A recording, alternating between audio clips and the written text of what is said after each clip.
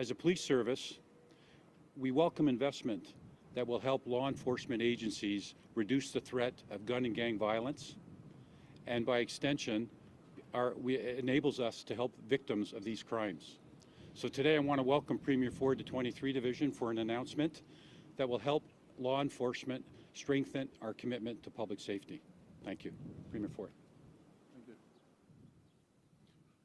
Well, good afternoon, everyone. And on behalf of everyone standing with me, I want to thank Chief Raymer for having us here at 23rd Division. Earlier today, I had the pleasure of addressing the members of the Police Association of Ontario at their annual general meeting. I want to thank, once again, all the members of the police services for the incredible work they've done keeping our communities safe during this unprecedented time.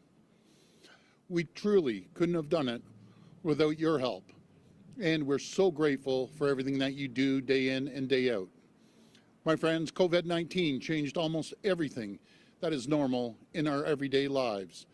But one thing hasn't changed, hasn't stopped during the pandemic, is the gun and gang violence happening on our streets across Ontario.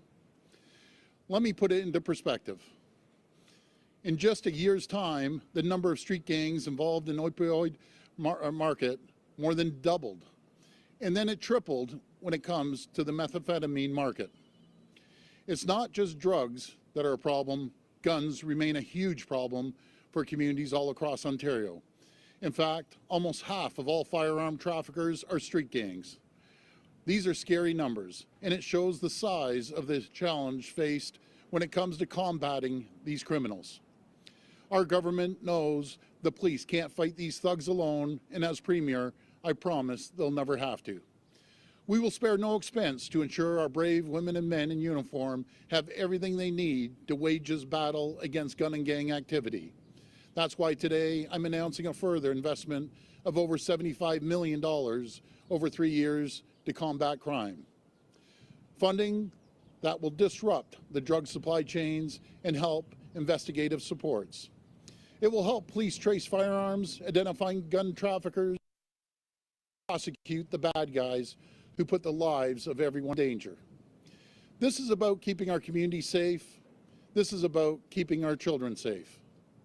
These initiatives will disrupt gang activities and the drugs and human trafficking that fund these criminal elements.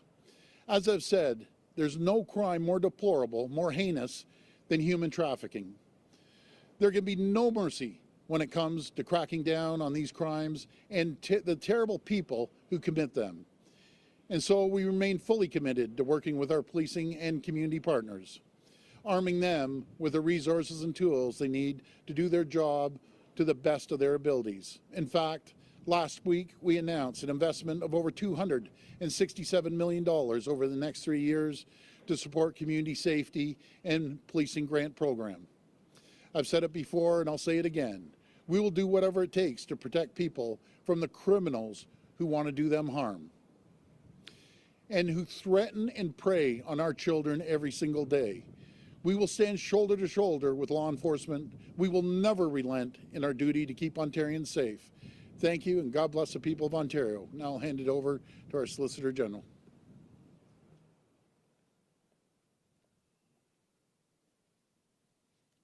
Thank you, Premier Ford, for the introduction.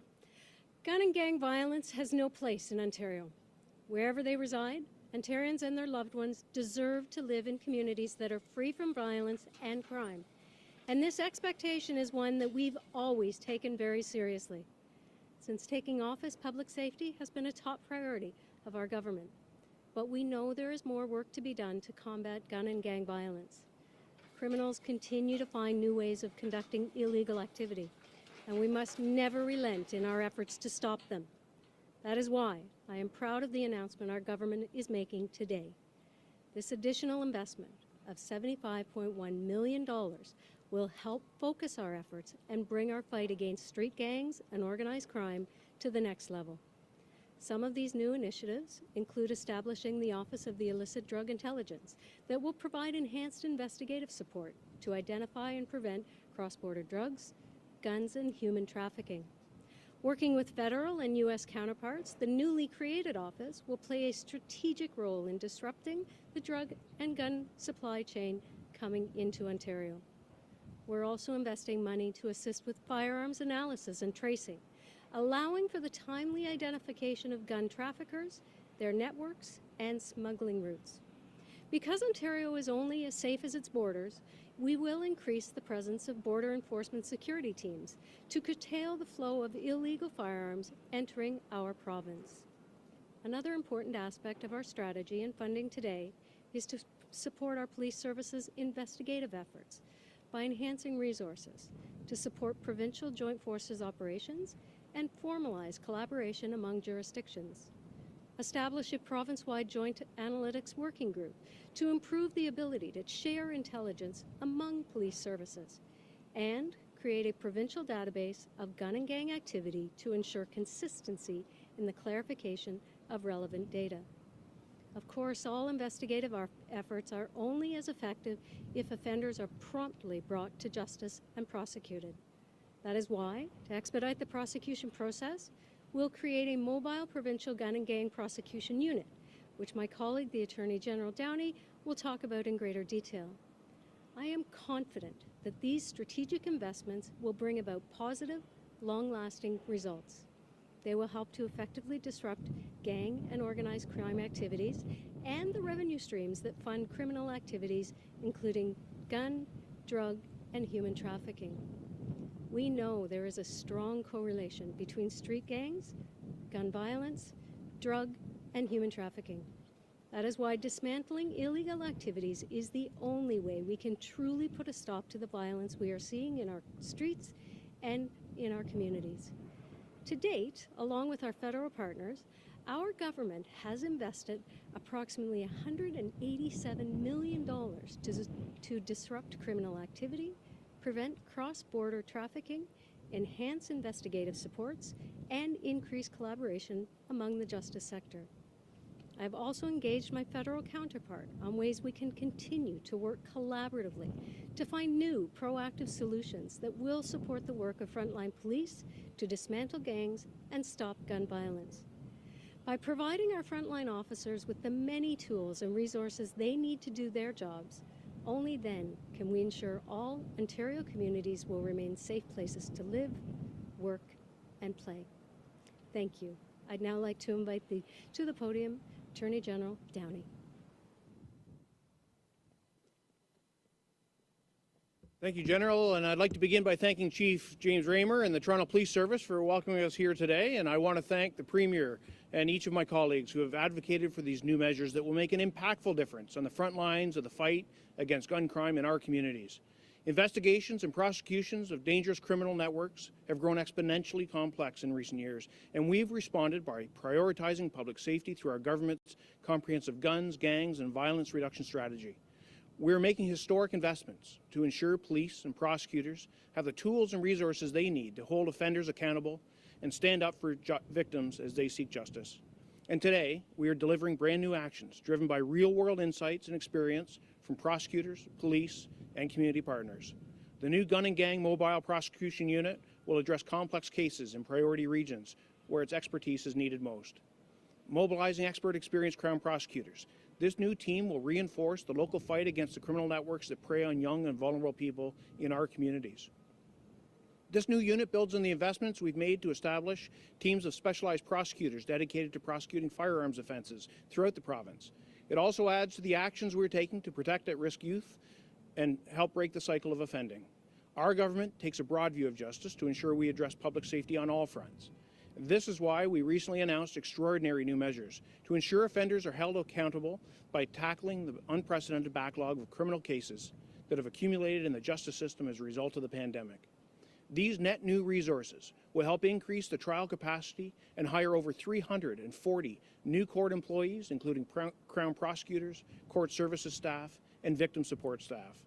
And we have also passed legislation to help fill judicial vacancies faster in order to maximize the capacity of Ontario's justice system to respond to current and future challenges.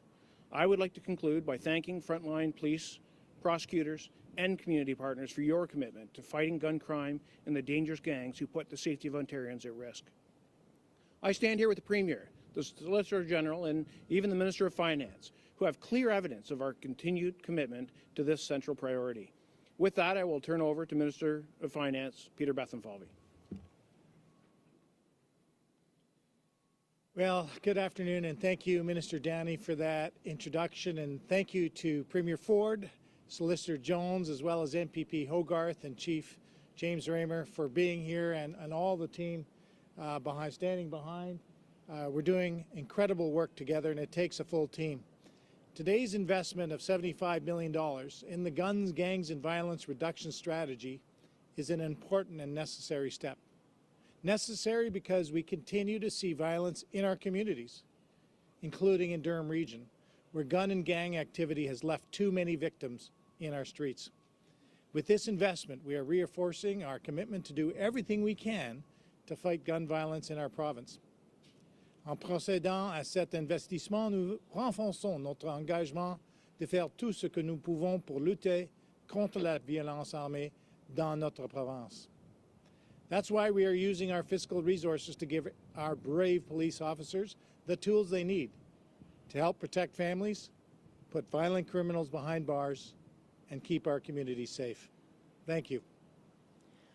Okay, we're ready to take questions. If you have a question for the Premier Ministers, just form a line behind this microphone. We'll try our best to get to everyone. Just a reminder, it's one question and one follow-up. Hey, Premier, how are you? Good, Randy. It's really good to see you, by the way. Yeah, it's been a long time. Boy. Yeah. Anyhow, I need to ask you about the border. The border communities are still really hurting. They're having a hard time getting up and firing the economies now. Do you think that it's time to end CPR testing to get across the border?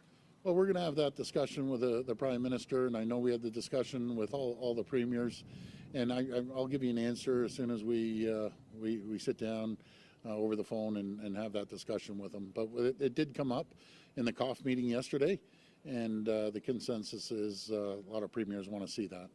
But you know, Randy, on the economy, we need more people, and I want a further discussion. That came up at the COF meeting yesterday, right across the country. We need more people, and the people of healthy mind, healthy body, they need to get up and find gainful employment. There's so many jobs in every single sector, everywhere I go, Randy, and I've been crisscrossing this province. The number one issue is we need people, skilled or unskilled. Did guns come up? Is it time that we just simply don't have any handguns in this country other than with police forces?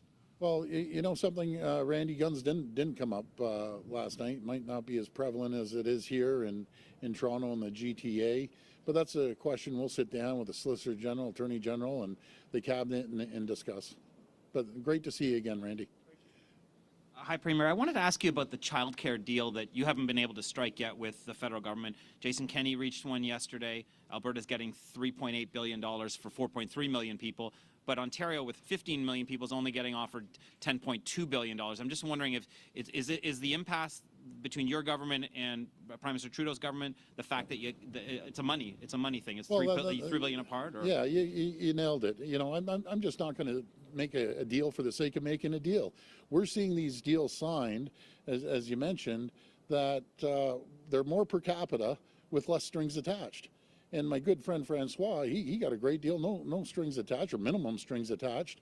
So we'll sit down. We've been negotiating for a couple months. I want a deal, but I also expect the local mayors, be it Mayor Tory or other mayors, to stand united with us. I expect the federal MPs, the Liberal federal MPs, to stand with us. They represent half their caucus.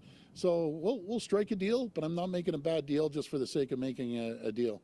And I won't hold that Green Bay Packers hat you're wearing against you since I'm a Bears fan. The pack is back. I know. Yeah. I know you're a Bears fan. It's they haven't been doing so well this year, though. Following up, Premier, yeah. Is the impasse just that $3.6 billion, that difference? Because we gather the federal government isn't counting the money that Ontario pays for full-day kindergarten for 4 and 5-year-olds. That's 260,000 kids. Is that the crux of the problem here? That's a good point. It's about $3.6 billion, and I don't know of any other province that has full-day junior kindergarten paying that amount. But yeah, we have to sit down. We have to make sure that there's minimal strings attached, because no one knows their province better than the premiers, the local MPs, MPPs, and mayors.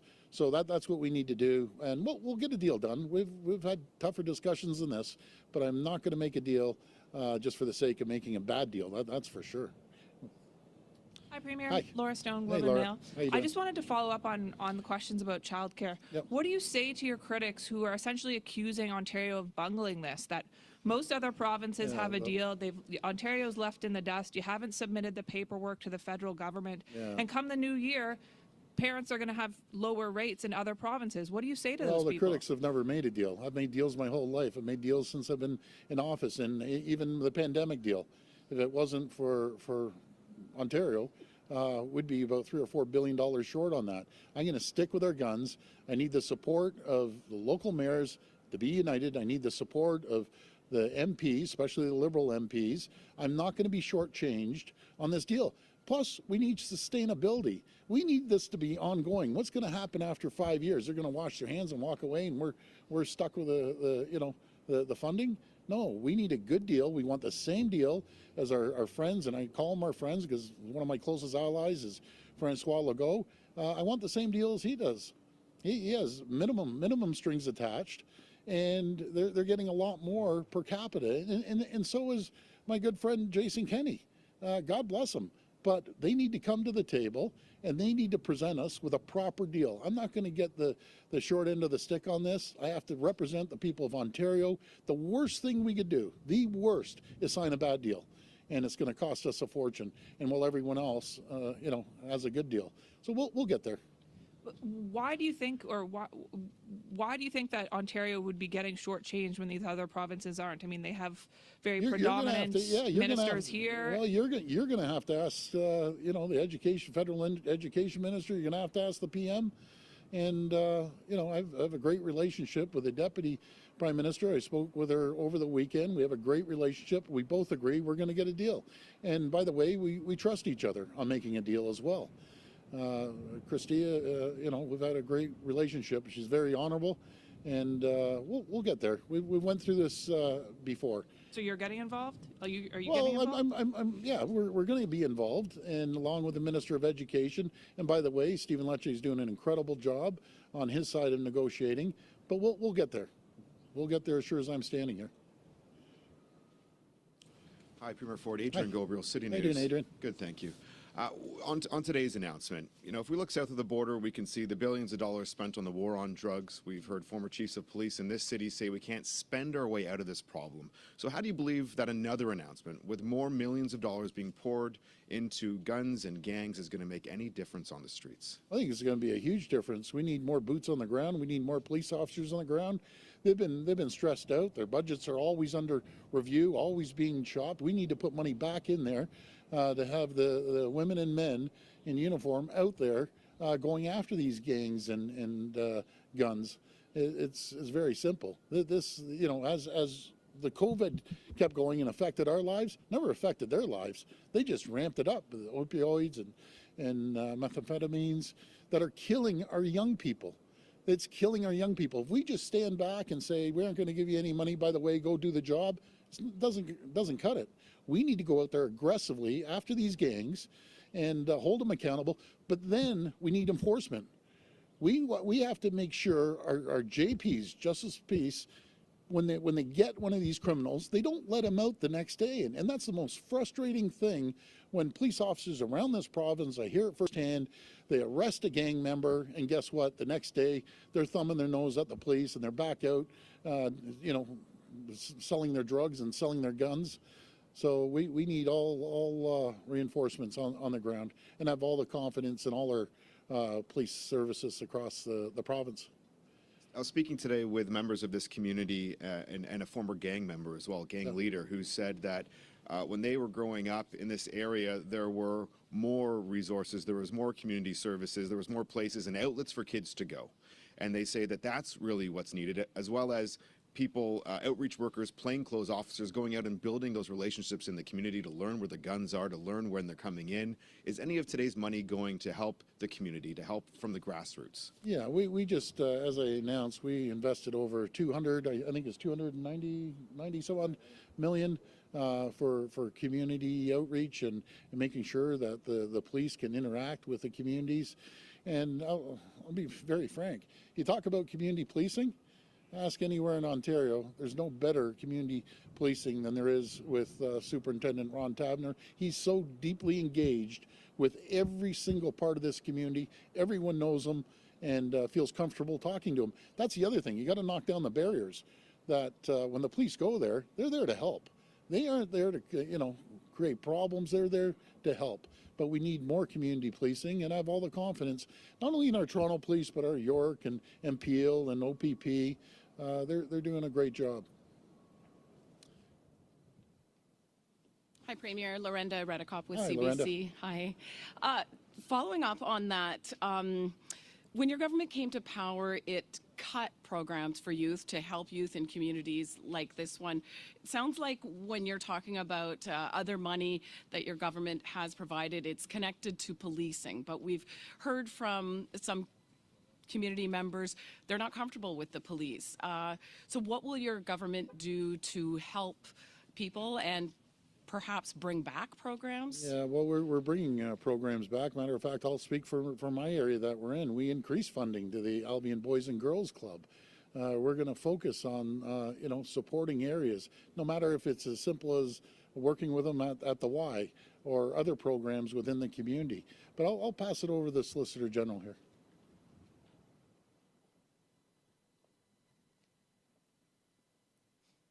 Many of the programs that we are making available actually have a joint initiative. So you have to connect as a police service, you have to connect with organizations within the community that are actively engaged. So very specific, human trafficking obviously is a focus of our government. The human trafficking granting programs that we've put in place, you partnership with organizations that are working in the human trafficking field, assisting survivors who are themselves survivors. So we've made sure that the programs themselves are leveraging existing community programs, and we'll continue to do that. But our government is not going to walk away from our communities and our families that are looking for leadership and looking for assistance when their communities and neighborhoods are under siege. And that's part of why we are making sure that police departments and individuals have the tools they need to get this job done, because people expect that. It's really important that we don't give up on our families and our neighborhoods. Thank you. And we've heard that your government will soon start allowing pharmacies to allow symptomatic testing for COVID soon. So somebody with COVID symptoms could be walking through their shoppers and go to the back and get their COVID test. We've heard concern that this is going to put both customers and staff at risk. How will your plan protect people? Well, we're going to have the protocols in place, just similar to when COVID was at its absolute peak. Right now, as we've seen, close to 89%, we're hitting almost 90%. The people are double vaxxed. We have strong protocols in place. We have strong IPAC systems within our hospitals. We've learned so much over the period, over the last 20 months. So we're going to be very cautious. We're going to also keep it to a region. You've seen a couple regions had to go back a little bit or put things on hold, but what we've put together is working. It's not affecting all of Ontario. If we see a problem up in Sudbury, we've given them the flexibility to make decisions, and we're going to give all the health sectors within the province, they're going to have the flexibility to make their own decisions, public health, I should say, to make their own decisions. But for people walking into a pharmacy, how do you make sure that they'll, that the other customers in there will be protected? Sorry. Well, when you walk in, first of all, anyone walking into the stores, we still have a masking policy. They're gonna have dedicated lines going into the pharmacy, but we're gonna throw everything we can at it. And I think the pharmacies were one of the saviors when it came to making sure that we got people vaccinated. They played such a major part in it. The independent pharmacies and the other big brand pharmacies. So I have confidence they'll do a fine job. How you doing? Premier, my question is for the Attorney General, actually. Yes. Steve Ryan from CP24. Thank you for taking my question, sir. we've heard many chiefs over the years talk about not being able to arrest their way out of this gun and gang problem in some of these marginalized communities. How committed is your government to addressing the root causes of these issues, and what are you doing to address the root causes? It's a great question, and it's a complex area. Obviously, these are not simple solutions. So we're doing a number of things at the same time. The thing that we're announcing today is that we're putting resources into place so that we can follow through on issues when the police identify and act on them. And so my part in the announcement is dealing with a mobile prosecution unit, so we can put the best and most experienced minds into enforcing the charges that have been laid and getting to the best evidence and dealing with that. There are many other initiatives we could talk. I could stand here for half an hour and talk about justice centers, talk about other ways that we're doing business to deal with some of the social ills that come to bear in that space. We're not just a one lane on this, but what we're announcing today is a coordinated effort to go after those human traffickers, to go after those gangs. Thank you for that. My follow-up is for you as well. Anybody who's worked with a Crown Attorney, assistant Crown Attorney, or knows of one understands a tremendous number one responsibility that they have to prosecute these crimes, and they've been overburdened forever. What are you doing to address that issue? Are you just bringing a group of old Crowns together, and what I mean by old Crowns is people who are employed as Crown Attorneys now, or are you going outside to hire more to alleviate that burden on them? We're bringing to bear, and I mentioned in my remarks, $75 million to deal with our backlog strategy, and that will harness the talent that is already there, but it will expand 340 net new individuals for victim supports as well. So it's not just Crown prosecutors, it's across the system to make sure the system's working properly on a larger scale. So it's Crown prosecutors, it's the victim supports and court workers, everything in between. Thank you. This will be our final reporter. Hi, Premier. Hi, how you doing? Holly. Pretty good. How are you? Good. I'm with the Canadian Press, Holly Mackenzie-Suter. I'm just, you mentioned a little bit earlier about some of the regions, health units that are having, you know, particular issues with the latest wave are starting to reintroduce capacity limits that you lifted a couple of weeks ago, last month. And I'm getting the sense that your government is going to let the PHUs take the lead this time, you know, at this point in COVID, but I'm just wondering, based on how the third wave went when you eventually did have to reintroduce province-wide measures after taking that approach, do you really think this is the right method to wait until things get bad and kind of leave it up to the doctors to decide what to do? Well, good question. It's like apples and oranges compared to where we are now versus where we were back in the spring. So more people are vaccinated. As I mentioned earlier, almost 90% of the people are vaccinated, and we truly believe the plan is the right plan. After consultation with the chief medical officer and all 34 medical officers, they felt that was the right plan to move forward, to have the flexibility. If folks like I'll use Sudbury again as an example, if the local medical officer of health feels they need to pause things, we can pause things. But that's why we also paused moving forward. And the next step, we just want to be cautious, and we just want to make sure we continue going in the right direction. We see the numbers climb a little bit, but I take all the advice off the chief medical officer. We're in good communications, and we'll get through this slowly but surely, but we got to do it cautiously. Yeah, and the science table and the experts are pretty much saying at this point, without putting in more measures, the growth is going to be sustained. It's just a question of how bad. So I'm just wondering if there is a point, a specific public health metric at which your government is going to intervene and reintroduce measures to the whole province or an individual public health unit. I'll rely on the chief medical officer, as I have from day one. He's the expert, and local medical officers, that's who I rely on. Okay, thanks everyone. Take care.